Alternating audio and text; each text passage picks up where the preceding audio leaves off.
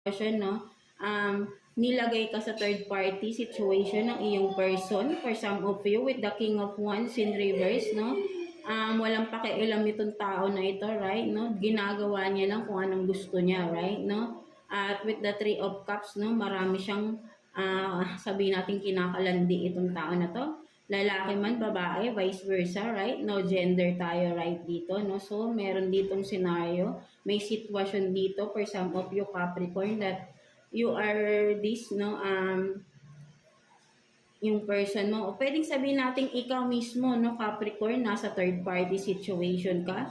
Maybe, kung sino man ang partner mo, sabihin natin, may committed na rin, no, right? With the King of Wands in reverse, right, no?